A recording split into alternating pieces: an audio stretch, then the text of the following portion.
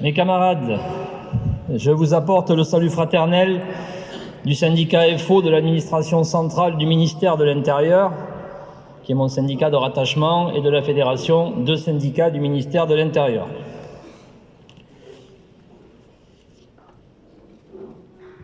Et évidemment, comme vous en doutez, le salut fraternel également des fonctionnaires et agents publics de la fonction publique de l'État. Oui, je sais, il y en a dans la salle, y compris des fonctionnaires territoriaux et hospitaliers. Je précise que mon syndicat m'a donné mandat de voter les rapports d'activité et de trésorerie, donc évidemment, je les vote, comme je respecte toujours les mandats. Mes camarades, c'est quand même un congrès particulier pour moi, vous vous en doutez, et ces dernières semaines n'ont pas été toujours faciles, mais j'apprends à la suite des interventions depuis hier que nous allons être soudés, que nous allons être unis dans l'intérêt de l'organisation. Ce qui me fait énormément plaisir parce que ces dernières semaines, j'avais le sentiment que certains laissaient penser que je n'étais pas dans cette position. Et mes camarades, je suis adhérent de l'organisation depuis 1992, je milite depuis 1995, et je crois qu'à aucun instant, dans les mandats que j'ai occupés, on a pu me reprocher de ne pas respecter d'abord, les mandats et de ne pas voir en priorité l'intérêt de l'organisation. Donc je suis satisfait de savoir que certains camarades qui ont parfois un peu sûrement dépassé les bornes dans leur expression ces dernières semaines sont revenus à de meilleurs sentiments.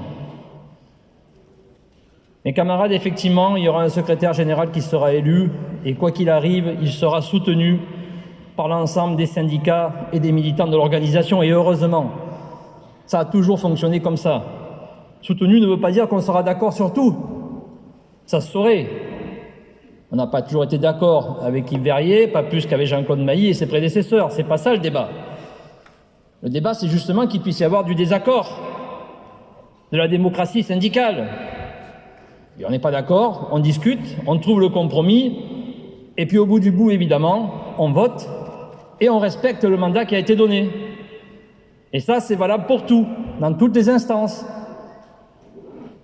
Quand on a décidé que le mandat a été donné, on a pu être en désaccord, on l'a exprimé, mais après, on ne se bat pas contre l'accord qui a été voté majoritairement.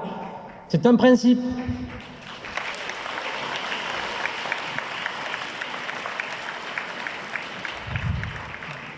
Alors, mes camarades, il y a de nombreux dossiers qui nous attendent, parce que je ne vais pas parler de moi, ce n'est pas le sujet.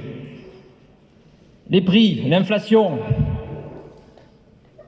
des salaires de plus en plus en baisse, des salariés du privé comme du public de plus en plus dans la précarité. Nous avons rendez-vous demain après-midi avec le ministre de la fonction publique, le nouveau Stanislas Guerini. Nous verrons bien ce qu'il proposera. C'est pareil pour la retraite. J'ai écouté ce qui a été dit. Effectivement, que le mandat qui a toujours été le nôtre, c'est 60 ans et 37 ans et demi. Et ça ne peut pas être autrement. Ça ne peut pas être autrement pour plusieurs raisons, mes camarades. La première raison, c'est que nous avons une démographie galopante de plus en plus de monde sur cette planète. Nous allons avoir des migrations climatiques. Nous avons malheureusement des migrations pour fait de guerre, comme ça se vit en Ukraine. Donc ça se posera la question de savoir comment on partage le travail, comment on partage les richesses en particulier, et comment on fait en sorte que, quand on part à la retraite, on vive dignement et en bonne santé. Et ça, mes camarades, ça ne peut être qu'à 60 ans et 37 ans et demi de cotisation, et pas autrement.